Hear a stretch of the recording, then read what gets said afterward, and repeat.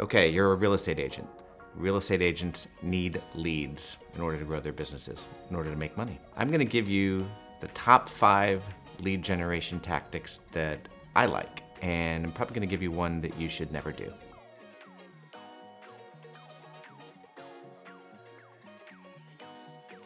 Okay, one of my favorite lead generation techniques is door knocking, going door to door and just knocking on doors and talking to people. I'm kidding, that's terrible. Never do that. The golden rule is never do to somebody else what you would never want them to do to you. So don't do the door knocking. I know some people make it work, but it is, to me, not only rude, it is extremely inefficient because there's more walking than talking and more knocking than talking. So many people aren't home, and people who are home aren't going to like you very much, or there's a solid chance they won't at least, and you don't want to risk that, so don't do that. Now the real top 5, let's start with number 5, direct mail.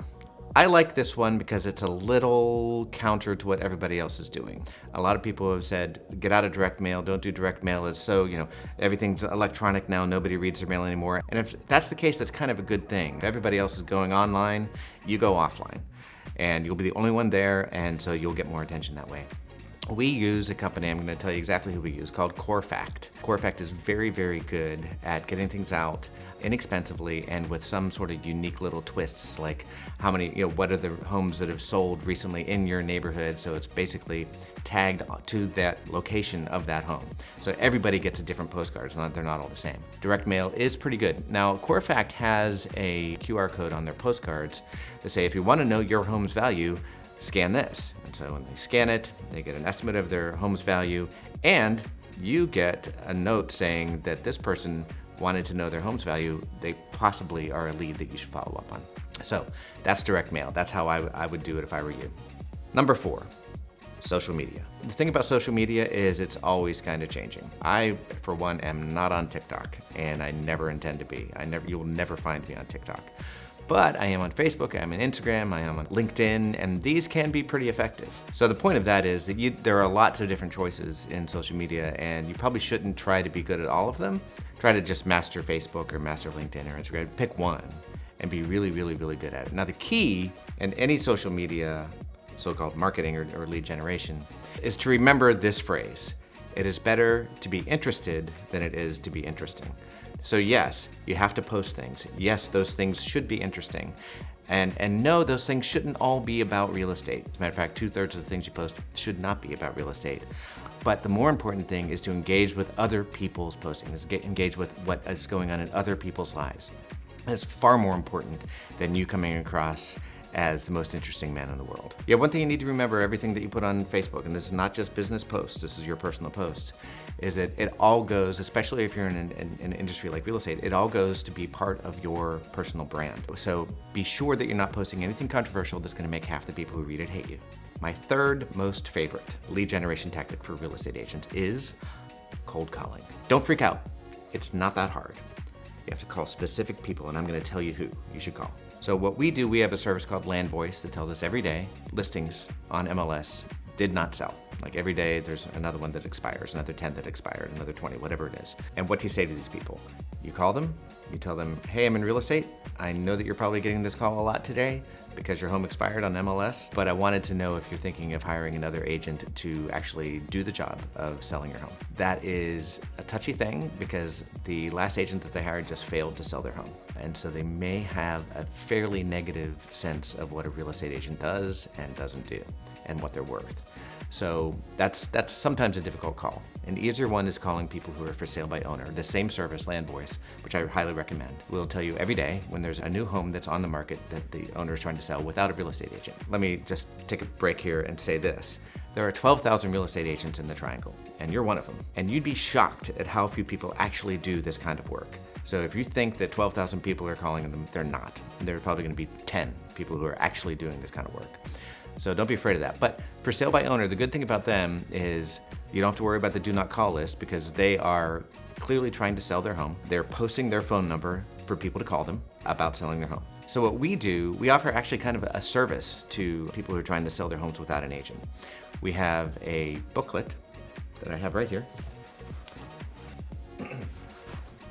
So this is our FSBO kit. This is something that we offer to people who are trying to sell their homes without us. It has all kinds of advice. It lists all the things that you need to do in order to sell your house without an agent, which is a really unique approach. And I usually, when I call, I say, look, I am going to someday try to be an agent that sells your home. But in the meantime, I'm going to tell you what all the things you need to do in order to sell your home without an agent. Now, what that does is that it tells them how difficult it actually is. There's so much in here that they should be doing in order to sell their home without an agent that they probably, by the end of reading it, will just call you and say, you know what, it's too much. I want you to do it for me. That's the beautiful outcome. And that's why cold calling is one of my favorite things to do. My second favorite way to get leads in the real estate business is very simple.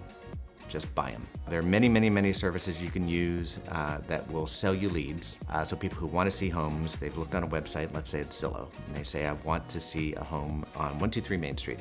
And you get a call saying, and you're the one who shows them 123 Main Street. It's a great way to go about it. Now, you must know, I've bought leads from just about every service out there, and I can say that there are only two that actually work. Zillow and Realtor.com. So there you have it. That's my big secret. Zillow and Realtor.com are the only two lead services that I would bother paying for.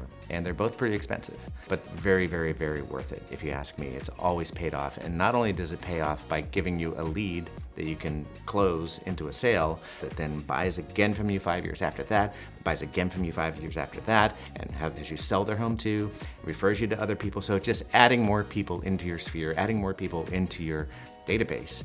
Now, the number one lead generation tactic, the way I get my best leads, most efficiently, less expensively, that are more likely to close is this one, just working with your sphere of influence. So there's cold calling, and there's calling your sphere, as they say. Calling your sphere is so much more pleasant. Calling your sphere is so much more productive. What you're doing is you're calling people that you've worked with in the past, or people that you just know and love. You're basically just doing it to remind them that you're still in the business of real estate and still looking for leads, saying something along the lines of, this is Bill, I'm calling to ask if you know anybody who's looking to buy, sell, or invest in real estate in the Triangle. It's really just that simple. So that works for us, and it probably will work for you too if you get used to it. There is some fear to get over, but you're gonna be okay. You're calling people who know and like you. And it is okay to admit to them that you're calling because you need to build your business, because you need to make a living. That's what small businesses do. You'd be surprised how many people want to help you do that. When I first started, I was nervous about doing it, and I learned the script that says, I need your help. I'm in this business now, and I need it to work. So do you know anybody? And people are delighted to help. Think if you got that call from somebody that you actually know and like, you would want to help them. So let them help you. And that's my favorite. That's my favorite thing to do, is to call people who know and like me and who will recommend me to their friends and family. So that's it. That's my 5 favorite ways to generate leads in real estate, and one way that is really terrible. If you want any more details from me, on what we do exactly, what our scripts are when we call, what we use for mailers, just do not hesitate to give me a call or reach out to me. Thanks.